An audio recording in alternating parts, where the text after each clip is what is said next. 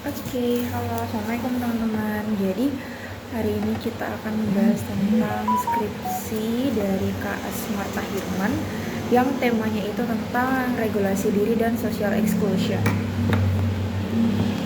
Oke,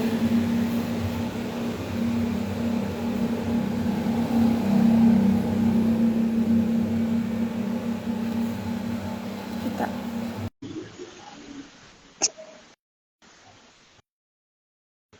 Halo Kak Yuski. Halo Rasmar. Halo, assalamualaikum warahmatullahi wabarakatuh. Waalaikumsalam warahmatullahi wabarakatuh. Ya, ada ketemu.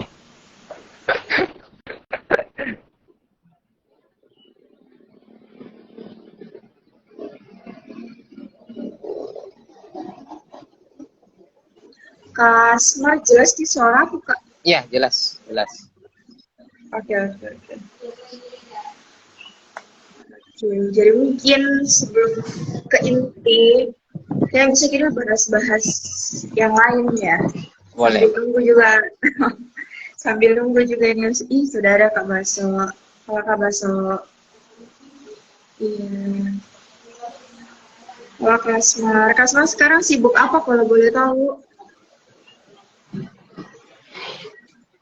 Sekarang sibuk kerja, sibuk bisa dibilang membuat tim yang darinya nilainya 1 menjadi 5, naik ke 6, 7.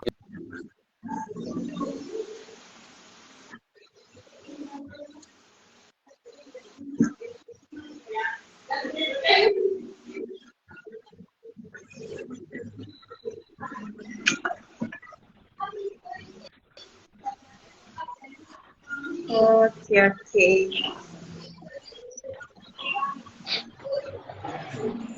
Nah, Kasmar, kayaknya kita mau ke pertanyaan basic deh. Boleh, Kenapa sih boleh. sebenarnya Kasmar pilih psikologi untuk berkuliah di psikologi gitu? Ini pertanyaan klasik tapi luar Wajib biasa ini nih. untuk semua Pertanyaan wajib. orang.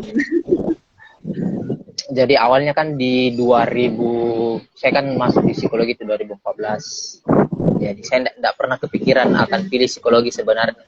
Jadi dari Sanawiyah, saya kan Sanawiyah, SMA itu pikiran saya cuma dua, ekonomi, hukum. Sempat tertarik sama ekonomi karena kemarin lihat Hatta Rajasa, dia menteri perekonomian atau keuangan waktu itu. Ya, kayaknya bagus deh ngurusin ekonomi negara dan lain-lain. Naik ke SMA, tertarik ke hukum. Tertarik ke hukum sederhananya sih supaya mau membuat negara ini adil, begitu. Oke. Negara adil. Makanya itu saya lupa saya kelas 2 atau kelas 1 SMA. Pokoknya kalau hari itu di TV One kemarin ada lomba debat. Jadi debat itu antara Unhas dan lain-lain, dan di waktu itu yang juara Umi. Nah di situ sebenarnya minat saya untuk masuk hukum tinggi. Jadi kalau saya bila-bila saya pastikan pulang jam 4 cepat supaya bisa ke depan TV nonton debat itu. Jadi debat hukum memang Oh, di TV One. Dia tertarik, cuma sayangnya di kelas 3 pada saat penentuan SNPTN, saya kan lolos melalui jalur SNPTN. Di waktu itu saya punya senior, gosipnya adalah dia keterima di hukum Unhas, tapi dia juga keterima di tempat lain, entah polisi kalau saya tidak salah. Tetapi dia tidak ambil, akhirnya sekolah saya di blacklist di Unhas. Nah, gosip itu berkeliaran. Nah, daripada nilai saya terbuang percuma, kalau saya pilih hukum, ya sudah jelas tidak bakalan keterima karena di blacklist. Kemudian saya pilih yang lain, ya pilihannya kemarin sederhana, psikologi saja. Saya tidak tahu di mana dapat informasi pertamanya itu, saya tidak tahu. Sampai sekarang saya tidak tahu. Saya hanya pilih psikologi, alasannya sederhana supaya saya tidak belajar matematika lagi. Kenapa? Saya muak sebenarnya dengan matematika. Jadi bisa dibilang keluarga saya itu keluarga hitung-hitungan, karena saya punya dua kakak guru fisika, satu guru matematika. Sebenarnya fisika itu matematika saya muak, walaupun saya suka sebenarnya. Jadi bisa dibilang kalau saya sih dulu bisa dibilang anggap remeh, karena saya punya kakak. Tahu lah begitu. Saya ada bosan masa belajar ini terus, tambah-tambah dan lain seterusnya. Itu kalau pilih psikologi saya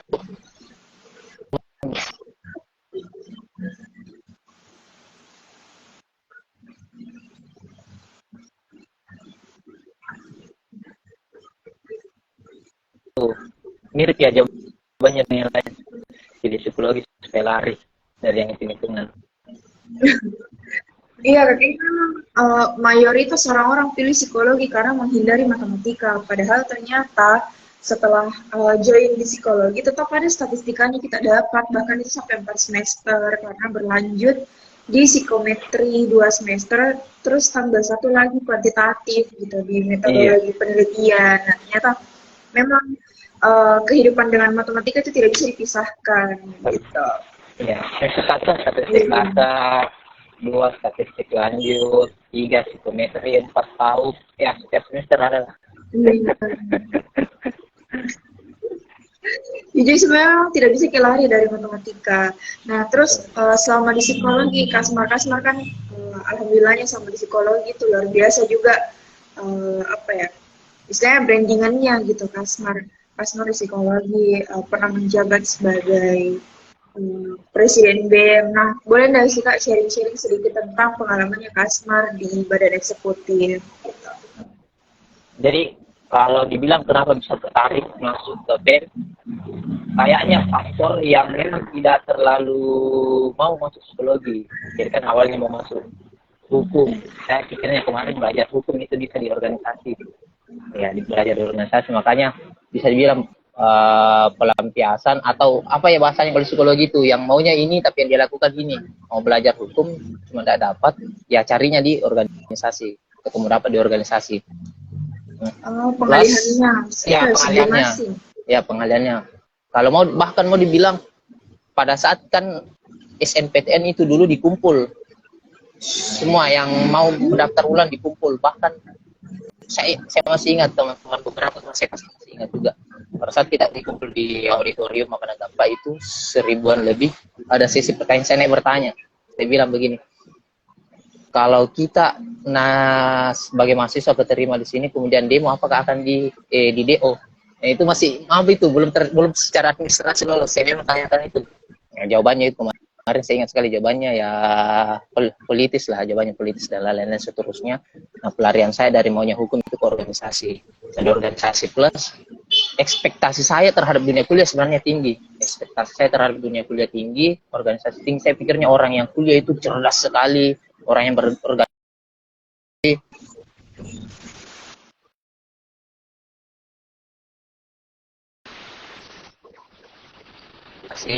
Saya lupa di semester 1 atau semester 2 kakak saya arahkan saya ikut, saya tidak masuk kuliah. Kemudian itu saja sebenarnya, faktor ikut saja awalnya dulu. Nah, faktor itu kalau bisa dibilang saya jarang bilang tidak. Kalau kakak bilang Asmar minta tolong ini, ikut ini sebelum saya jadi ketua BEM. Saya jarang bilang tidak, bisa bantu ini, saya jarang bilang tidak. Ikut kegiatan ini, saya jarang sekali bilang tidak. Ya kak.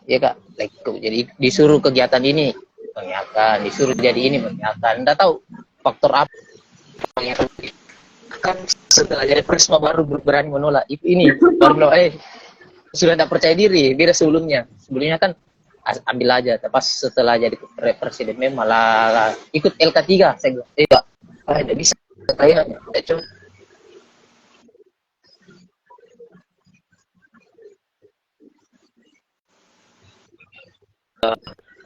dari situlah awalnya mungkin mulai dikenal sama teman-teman yang lain, kebiasaan ikut-ikut.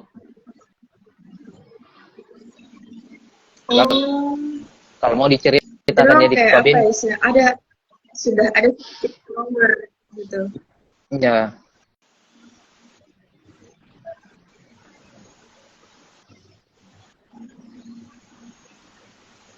Halo. Iya kak. Jelas di suaraku aman.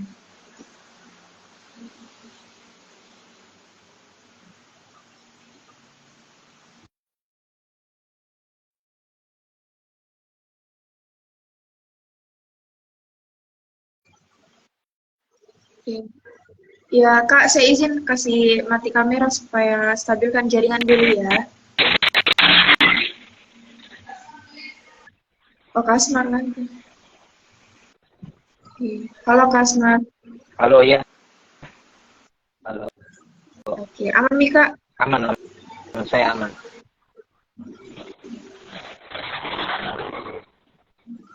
Oke, kedengaran lagi. Iya. Nah, terus kan tadi kalau cerita dari pengalaman yang Kasmar mengiyakan, terus pada saat sudah jadi presiden baru bisa menolak begitu, ya ada sedikit jangga apa ya, kayak keinginan untuk ya sudah kayaknya tidak bisa deh Kak untuk melanjutkan. Nah, terus ada nggak sih Kak bagian dari BEM yang membuat Kasmar merasa kalau kayaknya saya bukan terhambat sih. Ada nggak sih bagian dari BEM yang buat Kasmar itu menjadi orang yang berbeda gitu? Selama di Oh, Fakultas Psikologi. kalau dibilang ada pasti ada sih. Tapi kalau mau dijelaskan lebih susah di. Pertanyaan normal tapi susah. Kalau teman-teman lihat saya di bangku kuliah sambil organisasi pasti beda.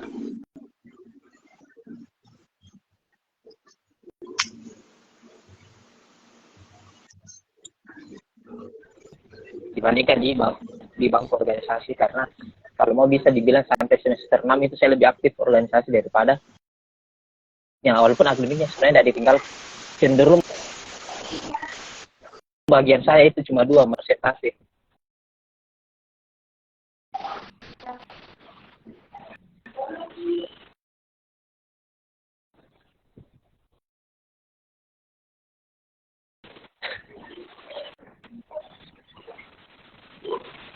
Jaringannya usia atau jaringan?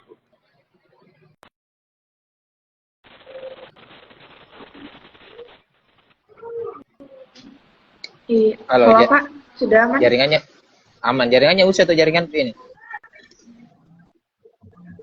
Ganti-gantian Kak bermasalah karena ada HP lain yang saya pakai untuk lihat jaringan. Iya. Oh, saya lanjut di, bisa. Iya. Jadi kalau mau dibilang berdosa, saya itu paling banyak berdosa sama teman-teman saya di bangku akademik, karena kalau ada tugas dan lain-lain, ya mereka lah yang lebih aktif, sementara saya enggak.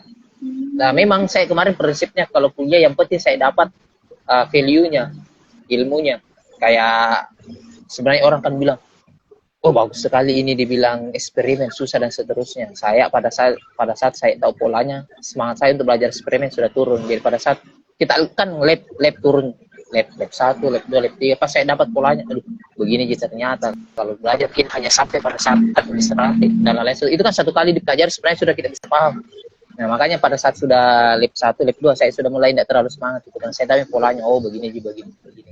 Nah, bangku kuliah seperti itu di organisasi saya pikir saya belajar banyak perspektif, itu yang paling penting. Saya belajar banyak perspektif, dipaksa untuk harus berani tampil seperti itu. Nah, kalau kita dipaksa harus berani tampil, artinya harus jaga diri. Jaga dirinya dengan bagaimana? Kalau bicara, jangan asal bicara, tapi berbobot. Nah, jadi kalau dibandingkan sebelum jadi ketua sama setelah jadi ketua, sebelum jadi ketua itu banyak bacot, nggak berisi. Banyak bacot sekali, banyak ngomong. Asalnya letuk, pada saat jadi ketua malah lebih pendiam. Jaga image bahasanya toh. Jaga image supaya seolah-olah cerdas padahal tidak. Tidak tahu aja. Diam. Beda sebelum. Nah, sebelum itu, nah mungkin faktor dari amanah itu nih, amanah pernah jadi ketua BEM, akhirnya sampai sekarang itu kalau mau ngomong harus lebih hati-hati, karena saya merasa bahwa masih melekat itu di bagian dari diri saya. Nanti tiba-tiba orang trek, kok ketua BEM tapi begini, oh ada psikologi itu begini, jadi begitu seperti itu. Masih berusaha untuk jaga sampai sekarang. Oke. Nah, selama di Fakultas Psikologi Kak, selain BEM ada lagi yang kita ikuti BKM lain? Kalau BKM sebenarnya cenderung, kalau secara administratif kan tidak ada, tapi ngikut. Di saya itu saya bisa dibilang tertarik di psikologi itu sedikitnya pada saat semester 2 kalau saya tidak salah di psikoker. Di situ saya bilang, oh ini yang saya cari di psikologi sebenarnya. Karena kalau saya kan tidak tahu bahwa saya kalau masuk kuliah itu persentase, makalah persentase, menurut itu hal yang membosankan. Masuk kelas,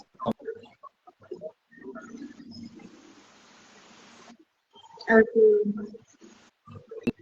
Ya, seringkali saya dapatnya skillnya psikologi sedikit pada saat di psikocare, belajar mengenai energi, aura dan seterusnya. Makanya sampai sekarang saya tetap respect sama psikocare. Saya dorong, ayo apalagi mindset lagi dan lain.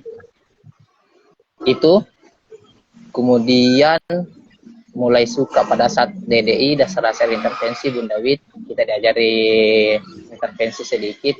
Kemudian di semester 7 mulai suka sekali psikologi karena itu kan menjelang detik-detik akhir semester 7. Saya bilang, masa saya kuliah di psikologi tapi tidak terlalu paham mengenai psikologi, misalnya hanya materi kepemimpinan dan lain, dan menurut saya juga tidak terlalu jago di bidang itu. Kalau misalnya dipanggil jadi pemateri mengenai kepemimpinan, dasar-dasar mahasiswa atau gerakan, saya kan juga tidak tahu itu. Ya, saya memilih di semester 7, saya harus fokus untuk dalam ilmu psikologi itu sendiri. Nah, di semester 7 itu saya komit bahwa saya harus lebih dalami lagi psikologi. Apa yang kita dapatkan setelah berkomit untuk di semester 7 itu, Kak? Semester 7, kalau apa didapat sebenarnya bukan apa didapat, lebih banyak melepas yang lain. Misalnya kalau dipanggil jadi pemateri di luar untuk mengenai kepemimpinan, saya tolak. Kenapa? Saya juga tidak jago sebenarnya di bagian itu. Tapi kalau dipanggil mengenai anggap psikologi pendidikan dan yang berbau psikologi, saya terima. Itu komitmen saya kemarin di semester 7. Oh. Iya. Kan lucu itu ditanya, anak psikologi. Iya. Enggak ditahu. Aduh. Mantan ketua BEM lagi. Oke. Berarti dari semua hal itu kayak kita komitmenkan, terus yang kita cari selama ini di Fakultas Psikologi, ada nggak sih hubungannya dengan tema skripsi kita ini yang bahas tentang regulasi diri dan social exclusion gitu? Di regulasi dirinya ada. Jadi sebenarnya begini, saya kemarin jadi ketua BEM itu karena sebelumnya kan di SMA pernah punya peluang untuk jadi ketua OSIS. Cuma di waktu itu saya tidak berani mencalonkan. Jadi saya menyeberang ke NPK pada saat masuk ke NPK, mulai anak-anak yang lain bertanya kenapa tidak calon, ada guru dan lain. Saya berpikir, jadi ternyata banyak di pendukung, saya kira tidak ada. Nah, pada saat di mahasiswa, keadaannya sama, posisinya sama, ada peluang tapi tidak berani. Ada peluang tapi tidak berani. Nah, saya pikir kalau saya tidak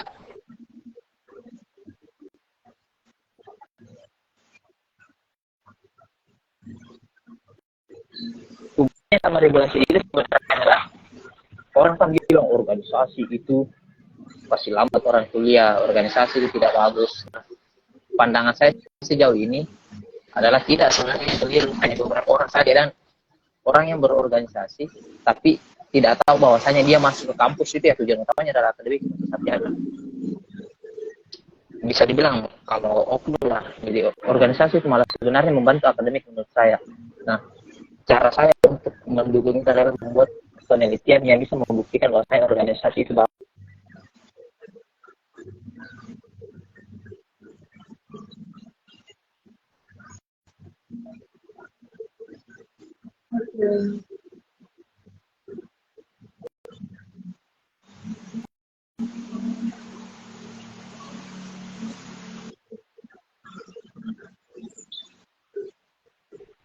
Itu kan kalau di psikologi ada masalah, terus harus ada penelitian sebelumnya kan, ada masalah, ada penelitian sebelumnya. Kemarin saya tidak berangkat dari masalah, saya berangkat dari tujuan saya untuk membuktikan bahwa saya organisasi bagus. Yang otomatis saya satu lemah di situ dari masalahnya. Saya berangkat dari penelitian yang ada yang sudah teliti sebelumnya, ya alhamdulillah ada yang teliti sebelumnya. Jadi saya bilang, bisa dimaju ini. Saya hubungkan nih, saya ajukan nih. Berarti berawal dari bukan masalah, berawal dari variabel dulu baru ke cari-cari masalahnya. Nah, betul, berawal dari variabel dulu cari masalah. Itu hari lolos di angkatan 14 kan kemarin masih ada biro kayak namanya kayak. Jadi ajukan dulu, direvisi, kemudian diterima. Nah, sekarang saya datang sendiri mungkin sudah.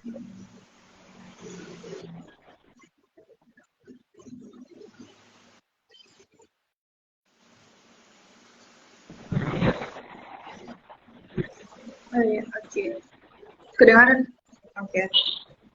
Kedengaran, kedengaran. Iya, oke. Nah, kan tadi itu bahas tentang regulasi diri, Kak. Nah, kalau untuk social exclusion-nya, kan di sini Oh. kalau deskripsinya Kasmar, saya baca tadi, social exclusion itu sebagai faktor yang mempengaruhi, gitu, faktor yang mempengaruhi regulasi diri. Apakah di skripsi sebelumnya yang jadi acuannya Kasmar, social exclusion ini variabel langsung atau salah satu faktor lain dari penelitian yang ada sebelumnya? Nah ini lucu ini kalau lu jelaskan. Itulah saya bilangnya meneliti itu bisa ambil dari banyak hal. Waktu TPS kan kita harus siapkan memang proposal TPS itu, saya mau teliti kenapa orang di jalan pulang ke kos saya itu orang muda, kalau ada kan polisi tidur, toh? Jadi polisi tidur itu ada polisi tidur yang rusak. Kenapa orang yang dari berlawanan arah tetap lewat ke situ? Maksud bukan jalurmu itu begitu. Itu yang mau saya teliti. Oh, nah, yang banyak begitu. Yang kosong, yang yang tidak kosong. ada gundukannya. Ya, walaupun ada mikir di situ, walaupun hampir baku tabrak. Nah, itu saya ajukan ternyata ditolak. Itu nih yang hal-hal yang begitu. Karena kan tidak ada masalahnya. Terus masuk ke regulasi diri, pada saat saya ajukan sebenarnya itu keterima. Jadi saya tangkapnya kemarin pengaruh organisasi terhadap regulasi diri. Saya sih sudah tahu hasilnya pasti berpengaruh, toh. Pasti berpengaruh. Iya, berpengaruh. Pasti tidak mungkin tidak, penelitian sebelumnya juga membuktikan itu. Kemudian dapat Ibu Kiki. Nah, di sini yang mulai story-nya berubah. Oke. Dapat pembimbing Ibu Kiki. Nah, pada saat Ibu Kiki bimbingan, pokoknya saya dihantam baik-baik itu. Apa masalahnya, apa penelitian sebelumnya dan lain. Saya dihantam baik-baik di situ. Dan ini juga kembali ke alasan saya sebelumnya. Jadi sebenarnya seperti saya itu banyak hal yang saya mau di bangku kuliah itu terjawab di deskripsi. Jadi kenapa variabel saya yang meneliti ada pengaruh organisasi terhadap regulasi diri berubah jadi social exclusion terhadap regulasi diri, ini besar tidaknya itu karena pengaruh dari Bu Kiki. Jadi Bu Kiki waktu itu dia tanya, saya tidak bisa jawab. Kenapa kalau penelitian ini remeh lah begitu bahasanya toh. Dan lain seterusnya. Saya sih suka didorong, saya terpacu. Tapi yang saya tidak jawab, karena saya tidak tahu mendapatkan masalah, karena sederhana sekali kalau ada masalah ya primary talks-nya langsung pemerintah yang salah ini. Pokoknya kalau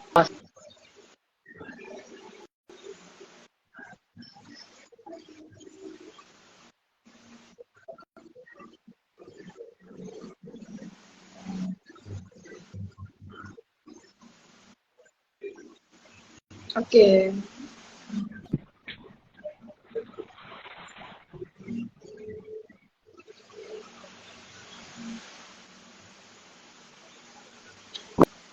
Tunggu Kak, kayaknya saya yang jauh-jauh deh. Iya. Oke, jelas dulu. ya jelas.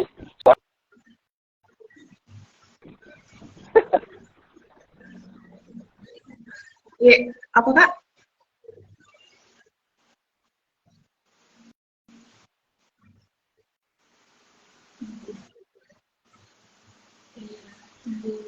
Kedengaran jelas suara aku Kak? Kedengaran. Oke, saya izin matikan kameranya dulu sampai stabil ya Kak. Saya lanjut pertanyaanku. Oh. Oke, berarti sampai ketemulah tadi bincang-bincang sama bimbingan sama Ibu Kiki, terus dapat di mana titiknya Kak kita dapat ini variabel social exclusion, karena saya pun sebagai mahasiswa psikologi jarang gitu dengarnya tentang social exclusion.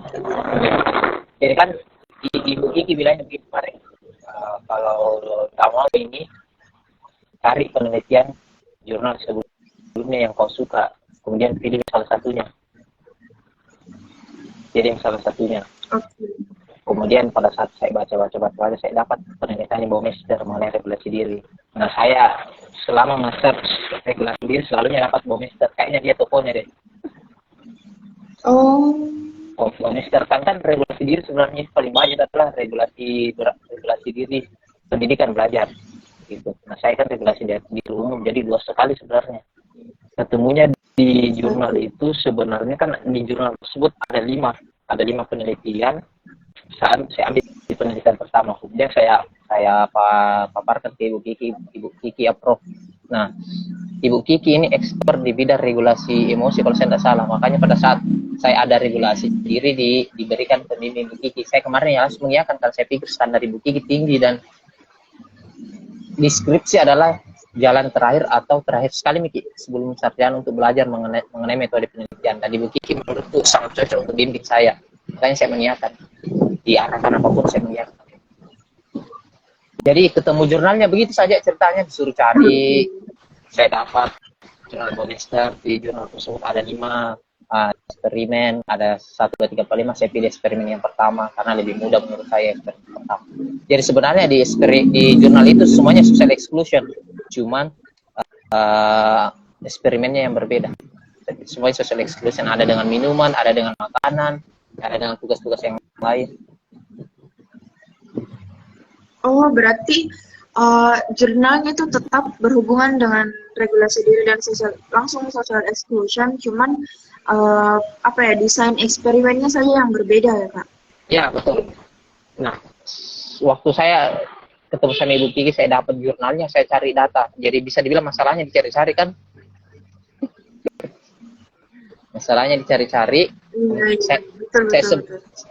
Saya sebar kuesioner itu ke mahasiswa UNM yang isi itu 141, saya baru baca tadi 141. Jadi 141 itu saya dapat semua mahasiswa itu memang mau memiliki kemauan untuk mengatur dirinya, tidur tepat waktu, bangun tepat waktu, sholat tepat waktu, makan makanan yang sehat, olahraga yang teratur.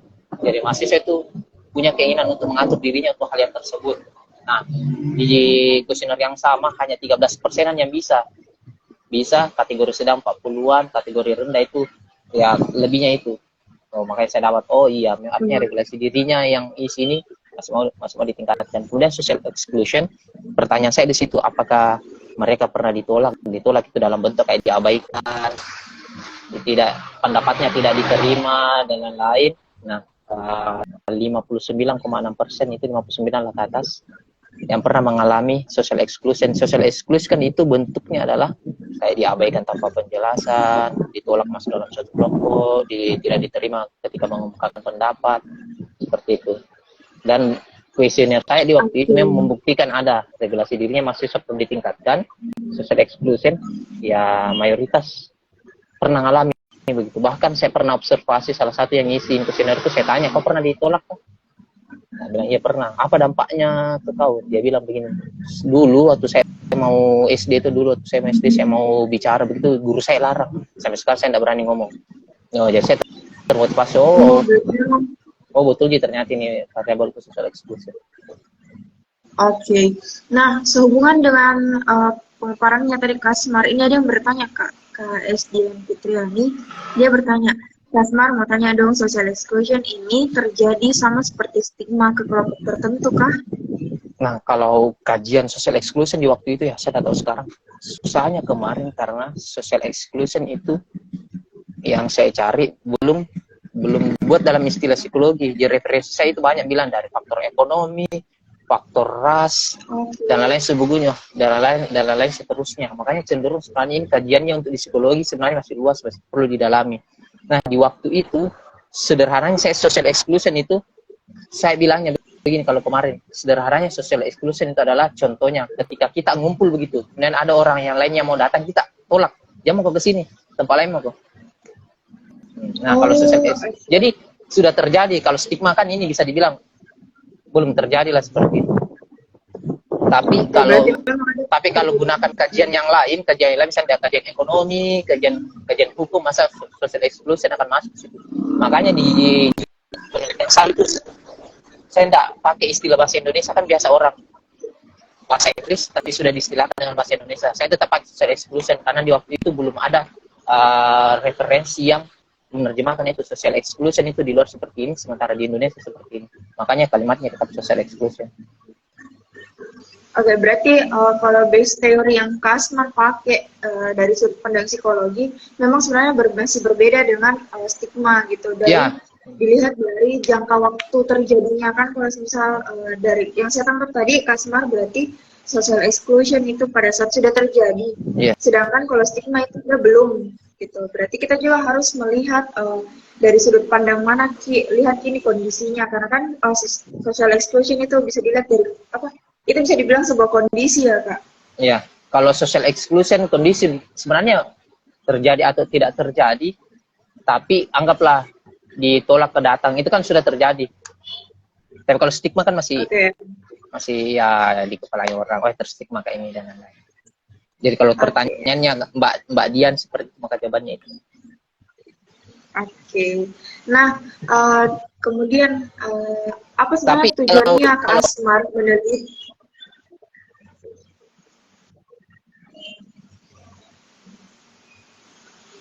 Ya, lanjut Kak.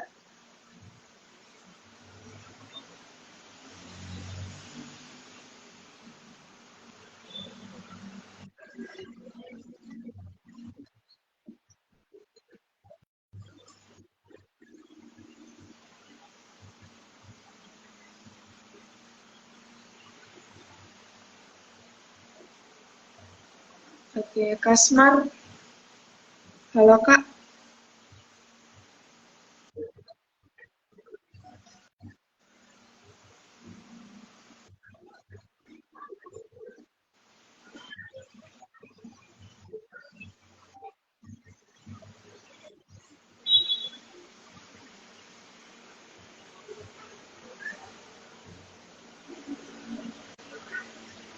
jadi jaringan sini atau kalau jaringanku saya pakai Kasmar.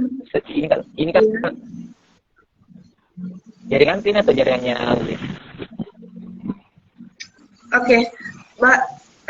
Baik nih Kak. Tadi sempat error, kayaknya error dua-dua di jaringan tadi. saya pakai WiFi sih. Kalau pakai jaringan sendiri lebih bagus mungkin. Iya, kayaknya deh Kak. Karena saya juga. Oke. Kasih mati nyala mungkin bagian videonya Kak. Iya. Oke, ya. Jelas nih Kak. Aduh, jelas nih. Berarti saya ngomong sendiri tadi. Iya. Iya, tadi ini terputus di bagian ini. Kita bilang tapi Oh iya. untuk Kalau menjelaskan kalau pertanyaannya social exclusion. kalau pertanyaannya Mbak Dian begitu di referensi saya yang kemarin saya baca itu kan lebih ke ekonomi, ke pendudukan, maka stigma itu masuk. Termasuk bagian dari social exclusion. Oh, berarti social exclusion banyak kondisi yang bisa muncul. Iya, banyak. Salah satunya stigma.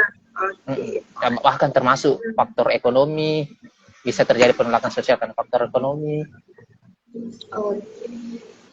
Nah, kalau untuk penelitiannya Kasmar sendiri, apa sebenarnya tujuan menelitinya ini Kasmar? Apa yang Kasmar mau lihat dari social exclusion yang mempengaruhi regulasi diri? Gitu. Kalau tujuan sih kayaknya di waktu itu karena kepepet mau sarjana lebih kepada sarjana sama saya suka eksperimen begitu. Kalau tujuan spesifik sama variabelnya kan sebenarnya sudah berubah sebenarnya kan awalnya saya membuktikan organisasi itu mempengaruhi regulasi diri. Itu kan tujuan utamanya. Kalau sekarang saya jalan itu adalah saya suka eksperimen. Jadi apapun yang terjadi saya suka eksperimen, lebih gitu di metodenya. Oke, berarti lebih ke bagaimana caranya supaya saya bisa pakai ini metode variabel apapun itu. Yes, saat jalan nih. Jadi kalau ditanya, kenapa sih tetap regulasi diri social exclusion ya? Karena sudah jalan di waktu itu, ketemu sama yang saya mau eksperimen ya, saya nikmati. Oke, Kasmar pakai metode apa kalau boleh tahu di eksperimennya? Ya, yang bagaimana itu? Oh, ini yang kayak yang kan tuh grup. Kasmar kalau tidak salah baca tadi pakai grup, pakai Ya. bikin grup. Ya, betul. Jadi sebenarnya kan tarik dulu regulasi diri, social exclusion. Jadi kalau definisi operasionalnya regulasi diri kan definisinya banyak. Ada yang bilang adalah kemampuan untuk mengatur pikiran, perasaan dan perilaku toh. Pikiran, perasaan, perilaku. Kalau saya sederhananya operasional kemarin adalah kemampuan untuk tetap sesuai dengan tujuan yang diinginkan. Kemampuan Misal, untuk sesuai dengan tetap tujuan sesuai yang apa? Ya. Dengan tujuan. Ya, menjaga perilaku untuk sesuai dengan tujuan yang diinginkan. Contoh, kalau kita mau ke kampus untuk kerjakan skripsi, pas masuk ke kampus, malah mengerjakan yang lain tuh malah pergi ngobrol, main game dan lain-lain. Itu artinya kan regulasi dirinya kurang baik. Secara sederhananya begitu. Nah, social exclusion itu keadaan ditolak oleh lingkungan, atau diabaikan oleh lingkungan. Bisa seperti itu. Nah, kemudian acuan saya kan jurnal sebelumnya itu. Di jurnal sebelumnya itu, kalau social exclusion itu bisa diberikan dalam bentuk games, bisa diberikan dalam bentuk narasi. Dalam bentuk games misalnya, kelompok dibagi dulu semua. Kemudian disuruh main game, pada saat ditanya, nanti dibagi kelompok begitu, pada saat setelah itu disampaikan ke dia bahwasanya tidak ada orang yang mau satu tim sama kau. Nah, di jurnal yang itu juga dia bilang begini, narasinya dia itu dalam bentuk social exclusionnya itu dalam bentuk narasi kehidupannya di masa depan. Oke. Nah, kalau saya baca tadi di deskripsinya Kasmar metode desain penelitiannya itu randomized to groups design post-test only. Nah, saya tertarik itu Kak bertanya sebenarnya karena kan kalau saya lihat kerangka pikirnya Kasmar itu kompleks gitu. Banyak di situ, bahkan ada prokrastinasi, selain regulasi diri banyak variabel psikologis lain yang muncul di kerangka pikir. Nah, terus yang menariknya adalah karena Kasmar cuma pakai post-test only, yang hal itu maksudnya Kasmar kasih pengkondisian. Terus yang diukur itu adalah setelah pengkondisian atau diukur sebelumnya. Berarti kalau saya boleh tahu apa sebenarnya acuan utamanya Kasmar yang bikin Kasmar ya udah post only ini free-nya itu Kasmar ukur pakai apa kayak gitu. Kayaknya ini masuk ke dalam satu kelemahan penelitian deh, karena memang di waktu itu tidak pakai pretest, langsung post test. Karena pertimbangannya itu dia minum dan minumannya itu tidak enak begitu. Iya. Kalau di waktu itu disuruh minum kemudian dikasih intervensi, maka ini kan sebenarnya asumsi ya, bisa jadi tidak bakalan turun, nanti berubah. Okay. Lagian di jurnal sebelumnya juga itu acuan saya adalah dia pakai post only juga. Oke. Jadi saya merujuk. Ya, karena ya karena kalau di desain penelitiannya Kasmar kan salah satu apartus itu yang diberikan adalah ada skala. Nah, skalanya di sini disebutkan skala kepribadian kalau tidak salah. Iya Kak. Skala kepribadian. Nah, terus ada kata-kata di situ yang mau diberikan bentuk placebo effect. Nah, apa sih Kak placebo effect yang ingin dimunculkan dari skala tersebut gitu? Jadi kan regulasi diri itu di eksperimen saya pakai dalam bentuk jus pare. Oke. Nah, jus pare ini alasannya kalau di jurnal sebelumnya itu dia vinegar, asam cuka. Saya penentuannya jus pare itu berangkat dari survei sebelumnya juga, kuesioner yang sebelumnya. Jadi 141 itu saya minta mereka tulis apa minuman yang tidak enak tapi menyehatkan. Nah, kemudian banyak ada 10 yang saya saring, ada lebih dari 10, bahkan air putih ada yang tulis air putih dan tidak enak tapi menyehatkan. Ada 10, setelah saya 10 saya sebar lagi. Saya minta orang untuk urutkan yang mana yang paling tidak enak dan paling menyehatkan sampai yang enak tapi menyehatkan. Nah, nomor 1 itu adalah jus pare. Jadi regulasi diri tadi diukur melalui jus pare, kemudian social exclusion itu diberikan dalam bentuk narasi kehidupan di masa depan. Oke. Jadi boleh diceritakan Kak? Iya.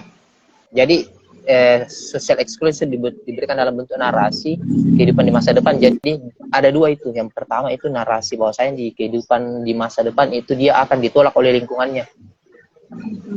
Ditolak. Nah itu nih variabel social exclusion yang ditolak. Yang kedua itu yang kelompok kontrol itu di masa depan akan ada yang tolak, akan ada yang terima seperti kehidupan biasanya.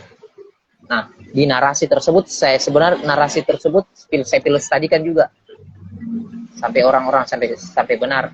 Nah untuk meyakinkan bahwasanya narasi di masa depan itu adalah nasami yang akan dia hadapi di masa depan diberikan dalam bentuk skala awalnya, skala kepribadian. Saya lupa skala kepribadian itu apa, tapi sebenarnya kemarin tidak terlalu penting dia mau dalam skalanya, intinya adalah efek placebo. Yang penting meyakinkan bahwasanya ini adalah hasilnya. Kayaknya ekstraversioner kayaknya deh skalanya kemarin itu.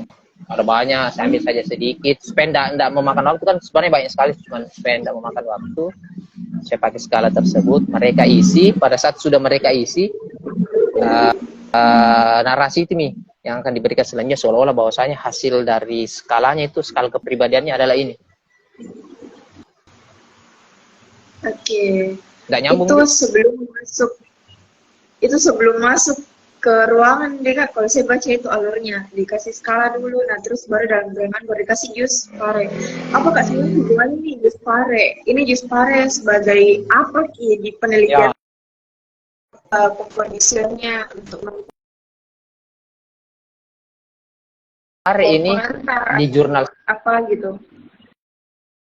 Sebelumnya kan itu ada banyak, ada minum vinegar, ada makan kue coklat, apa kemarin menggunakan kehidupan itu sangat erat dengan kita sehari-hari lah yang terjadi persoalan minuman. Nah, regulasi diri itu contohnya di skripsi saya adalah perilaku. Misal kita sakit, kalau kita sakit obat itu kan tidak enak. Iya. Nah, kalau orang yang regulasi dirinya bagus kan tujuannya untuk sehat. Untuk sehat adalah minum obat. Nah, kalau orang regulasi diri dia tidak mau minum obat, ya walaupun sekarang ada obat yang enak atau, tapi kan saya pakai contoh itu. Nah, sama dengan minuman menyehatkan itu jus pare kan sehat sebenarnya, tetapi di dalam laboratorium itu tim tidak sebut bahwasanya itu adalah jus pare. Tim hanya menjelaskan bahwa ini adalah minuman yang menyehatkan, gunanya ini, tetapi rasanya tidak enak. Silakan minum seberapa banyak pun yang mau diminum, silakan, terserah. Berarti disampaikan memang Kak bahwa ini adalah minuman menyehatkan dan disebutkan bahwa ini tidak enak. Iya, tapi lebih penekanan ke manfaatnya begitu. Oh, oke. Maaf kayaknya agak ribet. Nah, terus setelah pemberian jus pare kan itu dilakukan apa namanya tadi saya baca.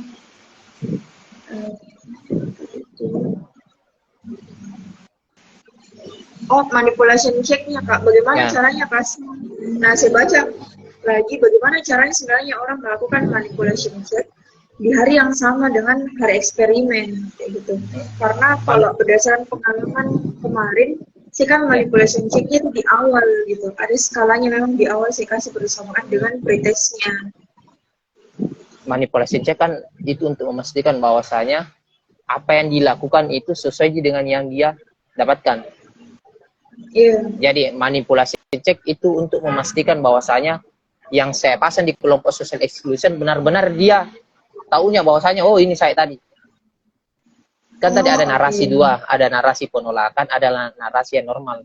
Nah, saya pas manipulasi cek untuk mengukur tersebut bahwasanya memang oh yaudah ini tadi, kelompok ini tadi. Makanya dari 46 partisipan itu ada 6 orang yang manipulasi ceknya gagal, jadi 6 orang yang datanya tidak bisa diolah. Nah, 6 orang itu masing-masing kelompok social exclusion. Oke, berarti kan customer pakai 2 kelompok ya. Di penelitian kan ada 2 kelompok, satu kelompok kontrol, satu kelompok social exclusion. Apa perbedaannya yang didapatkan oleh kedua kelompok ini, Kak? Perbedaannya di narasi. Ya, jadi variabel social exclusion itu diberikan dalam bentuk narasi. Narasinya apa? Kehidupan di masa depan. narasi itu berangkat dari tes kepribadiannya tadi. Oh, Efek placebo-nya di situ. Disuruh isi skala. Skalanya bla bla bla bla bla. Sudah itu skalanya dikumpul. Beberapa menit setelahnya skalanya dibawa, hasil skala tersebut, hasil tes itu dibawa masuk. Hasil tes tersebut ini yang narasi tadi. oh, Nah, narasi ini bahwasanya di masa depan kau akan kehilangan banyak orang, kau berusaha untuk membangun hubungan, tetapi hubungan itu tidak akan bertahan lama, kamu akan ditolak, di akhir masa kau akan sendiri. Social exclusion. Kalau yang kontrol, di masa depan kau akan kehilangan orang, tapi ada lagi datang. Normal. Kalau sebenarnya ada lagi social inclusion. Kalau social exclusion itu ya, di masa depan kau akan dikelilingi oleh orang-orang baik, banyak orang yang akan menyukai kamu, hubunganmu akan langgeng, dan seterusnya. Itu social inclusion. Cuma di waktu itu, pilihnya hanya dua. Kontrol sama exclusion. oh, berarti memang pengkondisiannya Kasmar itu di kalimat yang diberikan, kayak gitu. Penyampaiannya memang hasil seolah-olah bahwa itu adalah hasil dari tes kepribadian yang dilakukan sebelumnya. Betul. Oh, menarik. Nah, kita ke ujung, berarti kalau boleh tahu apa hasil dari penelitiannya Kasmar ini? Nah, kalau di hasil penelitian saya itu hipotesis ditolak. Nah, ini juga yang kemarin yang buat saya down sebenarnya. Kan jurnal bacaan saya itu rata-rata hipotesisnya diterima bahwa saya memang ada pengaruh social exclusion terhadap regulasi diri. Ternyata di saya ya tidak ada pengaruh. Tidak signifikan Ki. Bahkan lebih cenderung lebih banyak minum social exclusion daripada yang kontrol. Kan harusnya social exclusion itu sedikit minum. Oh, iya. Ya, kontrol kan sedang. Seperti itu. Tapi nyatanya ya tidak berpengaruh signifikan. Tapi memang sih ada juga di jurnal-jurnal regulasi diri yang bahas yang lain juga ada. Cuma di waktu itu memang hasilnya adalah hipotesis saya ditolak karena tidak berpengaruh signifikan. Perbedaan antara kelompok kontrol dan kelompok eksperimen tidak signifikan perbedaan. Nah, ada nggak sih yang Kasmar bahas setelah maksudnya kan hipotesanya ditolak. Nah, kemudian apa yang Kasmar lanjutkan di pembahasan bahwa ini loh sebenarnya faktor yang dapat mengaruhi regulasi diri, makanya social exclusion itu tidak termasuk salah satu faktor yang cukup tinggi gitu. Apakah ada faktor budayanya kakak atau bagaimana? Jadi di waktu itu sebenarnya saya stuck. Bingung di kepala sendiri. Memberanikan diri untuk bimbingan sama ibu Nia, ibu Kurni berikan jawaban. Malah tidak apa-apa kalau hipotesisnya ditolak, ada pembahasan yang lain. Nah, di waktu itu ibu Kurni langsung singgung mengenai budaya. Kalau di penelitian yang lain sih saya baca jenis kelamin dan lain-lain, cuma dataku kemarin tidak kompleks. Karena bagusnya kalau kita meneliti banyak data adalah kita bisa analisis banyak data. Sebentar saya kan datanya hanya satu dia, hasil minuman. Itu dia hasil minuman, apa mau dianalisis begitu. Nah, ibu bilang kan itu bisa jadi faktor budaya, faktor umur dan lain-lain. Makanya di eksperimen saya itu di skripsi saya jelaskan salah satu faktor yang menyebabkan hipotesis ditolak adalah budaya, karena penelitian sebelumnya itu kan budayanya itu individualis di Amerika, sementara kita kolektif. Ya, betul. Ya argumentatif saya di situ skripsi ya, saya bilang begini, kalau kita kan di sini budaya kolektif, jarang sekali kita lihat orang yang hidup sendiri di masa depan begitu. Jarang sekali, pasti ada keluarganya lagi. Jadi bisa jadi narasi saya tidak mempan begitu. Wah, walaupun di masa depan nggak baca, walaupun di masa depan nggak sendiri, tapi kan di lingkunganku jarang saya lihat begitu. Faktor budaya. Betul. Karena kayak beda sekali di Amerika mungkin kita di umur sekian, ada batasannya di umur sekian kita sudah bisa kemana-mana. Keluar dari rumah lah istilahnya, sedangkan kan kalau di Indonesia kita terikat terus, bahkan sudah sampai punya anak cucu pun kita tetap terikat dengan rumah gitu. Memang faktor budaya mungkin salah satu yang penyebab paling tinggi kenapa si social exclusion ini tidak mempengaruhi dari regulasi diri. Nah, kalau di skripsi saya sebenarnya saya lupa ini ada 4 kayaknya deh, tapi 3 yang saya ingat. Pertama faktor perbedaan budaya toh. Yang kedua faktor usia partisipan. Usia partisipan kan 1924 kalau saya tidak salah, 1923 kah. Nah, di umur segitu kan salah satu tugas perkembangannya mencari teman sebanyak mungkin toh. Iya. Jadi kalau ditolak sama satu teman ya dia cari teman yang lain, simple. Betul, Nah, betul, betul. andai kan partisipannya usia 40 ke 60 pasti dia bingung. 40 60. Kalau 40 kan usia akhir menjelang akhir nih. Malah menyedihkan begitu. Nah, tahu bahwasanya nanti bakal sendiri Kak. Itu kan bakal lebih sedih pasti. Bukan pasti sih, kecenderungan untuk lebih sedih lebih besar. Beda kalau kita umur 20. Iya. Kalau natola kayak ini pergi cari teman yang lain. Tidak perlu terlalu lama-lama sedih. Itu yang kedua, yang ketiga faktor narasi. Jadi saya tulis di situ bahwasanya narasi saya bisa jadi tidak cocok, intervensinya tidak cocok narasi, mungkin bisa dalam bentuk narasi yang lain atau bentuk pendekatan yang lain, bisa sesuai dengan social exclusion, bisa saja dalam bentuk games kah atau apa. Oke. Nah, kita bahas tentang kelebihan dan kekurangannya skripsinya Kasmar. Pertama mungkin dari yang hal baik dulu, kelebihannya dulu Kak.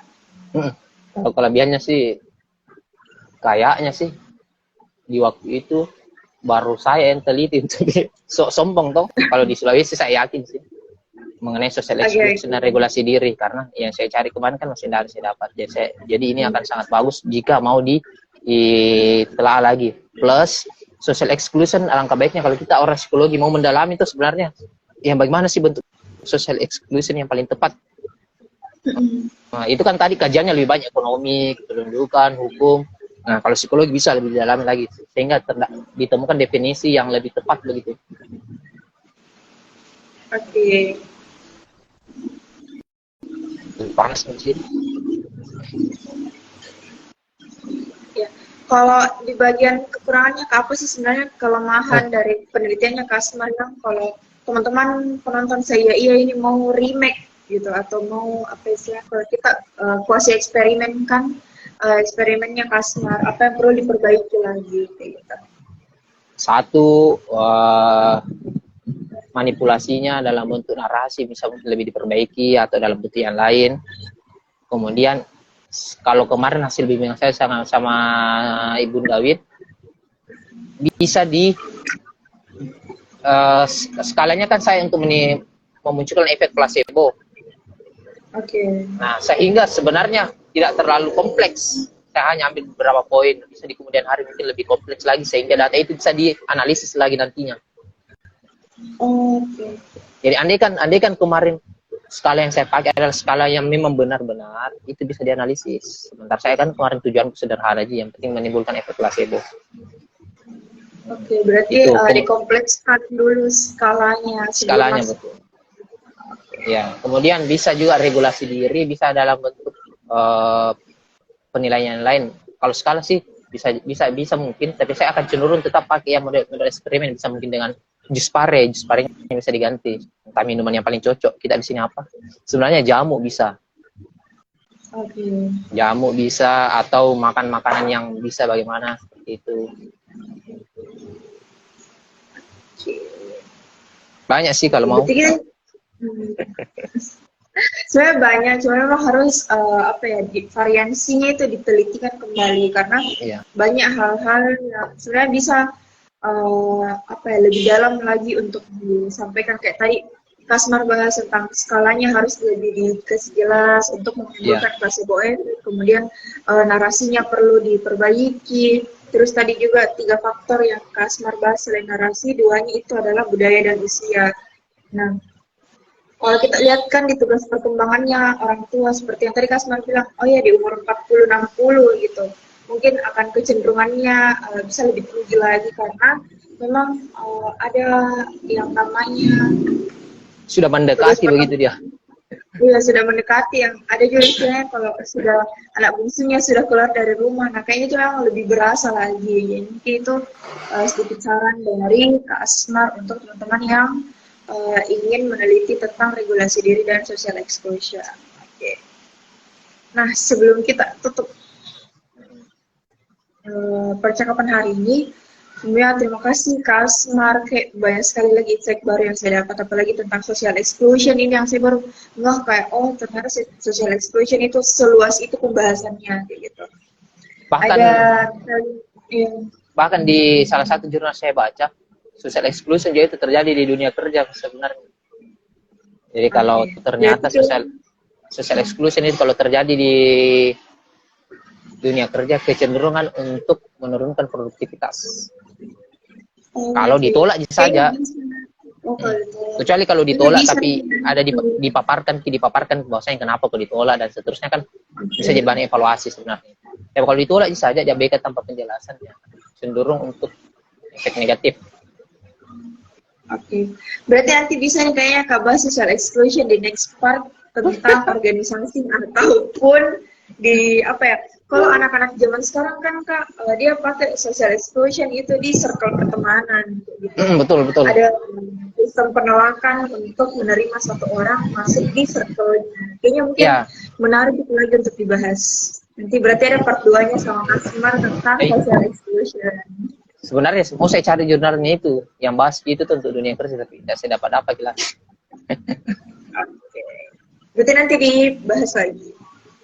Oke. Sebelum penutup Kak, ada nggak sih penyampaian terakhir dari Kasmar untuk penonton Iya tentang bagaimana sih seharusnya kita meneliti gitu.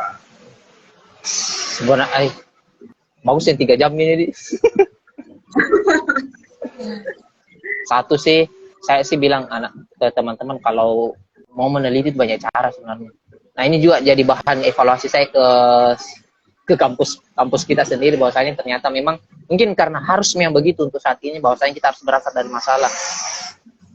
Sementara ada orang-orang yang seperti saya yang sangat sulit mencari masalah begitu. Tapi ya untuk kondisi saat ini kan di kampus kita itu harus cari masalah dulu. Kayak misalnya kalau kita mengukur kondisinya ada di tengah, di bawah kan maksud saya bisa kan diteliti di tengahnya itu dikasih up lagi. Kita cenderung di bawah, nilai bawah. Nah kalau saya tetap apa tadi pertanyaannya? Bagaimana sih asiknya gitu? Oh, asiknya meneliti. Nah ini kenapa saya bilang asik meneliti karena jujur di menuju skripsi itu saya sudah berdoa dalam Tuhan dari dalam hati bahwasanya saya mau meneliti eksperimen. Cuma karena mau sarjana, saya cari yang paling mudah. Yang paling mudah itu yang dekat sama saya yang kemarin yaitu organisasi dan regulasi diri. Ternyata dikasih Bu Kiki. Makanya saya bakalan bilang yang pengaruhi saya hari ini cara berpikirku, cara berpikir sistematis. Kalau mau meneliti adalah Ibu Kiki. Karena Ibu Kiki ya panutan. Banyak sih orang yang bilang Ibu Kiki panutan. Untung di waktu itu saya dapat Ibu Kiki. Jadi Ibu Kiki perspektifnya Ibu Kiki saya bisa pelajari. Plus kalau kita meneliti sebenarnya adalah harus berpikir normal, tidak berasumsi. Karena asumsi yang akan membuat penelitian kita terhambat atau membuat motivasi kita turun. Ada sesuai nanti tidak sesuai. Harusnya kita berpikir netral saja, berpikir normal. Dan juga saya percaya kalau teman-teman sementara mengerjakan skripsi, Tuhan itu bakalan bantu sesuai dengan niatnya teman-teman. Niatnya saya kan mau eksperimen, mau mendalami penelitian, mungkin di suatu waktu saya bakalan jadi apalah begitu dan pemahaman perlu saya perlukan. Tuhan jawab di waktu saya kuliah skripsi. Oke. Berarti memang dilihat dulu dari niat pertamanya teman-teman meneliti itu seperti apa. Nah terus Kasmar, ini pertanyaan pribadi sih sebenarnya. Kasmar senang tidak dengan skripsinya Kasmar? Nah, saya pernah waktu saya wawancara kerja itu saya bilang ke interviewer saya, jujur Kak di psikologi awalnya saya nggak terlalu suka, tapi setelah di psikologi saya jatuh cinta sama 3 hal. Yang pertama psikologi, yang kedua organisasi, yang ketiga skripsi. Makanya skripsi adalah cinta ketiga yang saya tak temukan di psikologi dan memang saya suka sekali. Kenapa Kak? Kenapa? Apa sih alasannya kayak orang-orang kan kalau kerja skripsi itu kayak deh, ya sudah yang penting lulus Kak, gitu. Ini mungkin karena saya punya mimpi ya. Saya punya mimpi. Saya harus jago meneliti. Mungkin di kemudian hari saya bisa jadi dosen apa. Makanya di waktu itu penelitian saya kan 1 tahun lebih saya kerja. Proposal 1 semester, ada COVID. Mesti libur 6 bulan. Ini coba dibahas juga tadi. Yang struktur motivasi 6 bulan hilang dari kampus. Makanya tertunda kan mesti eksperimen. Tidak mungkin lah pada saat COVID dipanggil datang. Saya bisa bilang bahwasanya pertumbuhan skripsi itu saya bisa lihat dari nol, dari yang saya awalnya tidak tahu bagaimana cara meneliti sampai sedikit tahu. Kemudian saya bisa diskusi dengan banyak orang, dibantu banyak orang, saya bisa belajar perspektifnya Ibu Kiki yang banyak berpengaruh ke saya saat ini. Bahkan banyak masalah sebenarnya yang bisa saya dapat. Saya pernah dimarahi sama Ibu Kiki, tapi bagus dimarahi. Apa kau bilang? kau mau pikir sudah minta proposal, lihat tuh skripsimu. Saya bingung, aduh yang mana ini yang mau saya revisi. Ternyata X dan Y-nya tertukar, dan memang di malam itu saya pikir tidak apa-apa jika ini dipertukar ini deh. Makanya saya tukar. Ternyata itu yang didapat Ibu Kiki dan itu yang dimarahi saya waktu itu. Tapi cocok betul. Saya lihat perkembangannya, biasa saya bilang kayak anak sendiri. Saya lihat perkembangannya. Tiap bulan saya lihat. Bahkan saya pikir ini penelitian akan mudah. Pas ketemu sudah meneliti, sudah laboratorium, hipotesisnya ditolak. Vakum lagi 1 bulan. Evaluasi diri, bagaimana ini. Ternyata solusinya adalah ketemu sama ibu Nia. Oh, dapat lagi. Dinamikanya luar biasa. Pernah nggak sih Kak Asma pikir kayak, ganti nih deh variabelnya setelah socialization? Tidak pernah. Karena memang tujuan saya adalah eksperimen. Kan saya lupa semester 3-4 saya bilang, nanti saya mau skripsi, saya mau eksperimen, karena menurut saya psikologi adalah eksperimen. Kalimatnya Ibu Kiki bilang begini, kita kan orang psikologi, alangkah baiknya itu cenderung melakukan penelitian eksperimen, karena eksperimen kita sudah melihat perilaku, sementara kalau skala kita hanya melihat kecenderungan. Makanya tidak ada niat untuk mau berubah. Tidak ada. Ya berarti memang harus hakul yakin ini dari awal ya Kak. Harus terbiasa melihat apa positifnya, apa yang bisa saya pelajari. Selalunya seperti itu. Oke, kita sudah durasi ini sudah 1 jam lebih kita bahas tentang skripsinya Kak Asmar. Nah, mungkin kayak yang tadi saya bilang, kalau bisa kita peradakan tentang eksklusif, pembahasan tentang social exclusion gitu Kak. Bisa mungkin dibuatkan nanti kontennya lagi. Kayaknya bisa. Karena itu orang alami sehari-hari deh. Kayaknya itu. Oke, berarti bisa kan nanti. Insya Allah nanti ada lagi next part sama Kak Asmar membahas tentang social exclusion. Mungkin saya izin menutup rangkaian pembicaraan kita hari ini. Nanti kita bahas lebih lanjut lagi. Oke, terima kasih Kak Asmar karena sudah meluangkan waktunya hari Minggunya jam ini siang-siang. Iya, ini juga gitu. Saya kan juga lahir dari skripsi. Iya, lahir dari skripsinya Kak Asmar. Skripsi yang kurang ngajar nih, tapi menyenangkan. Iya, betul-betul.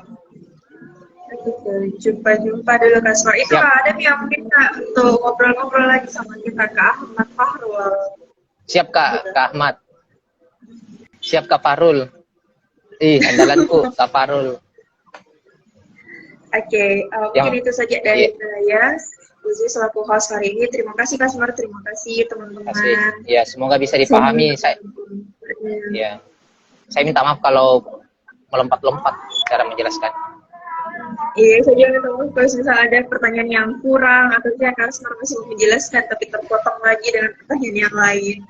Oke, mungkin akhir kata dari saya. Assalamualaikum warahmatullahi wabarakatuh. Sampai jumpa di video selanjutnya.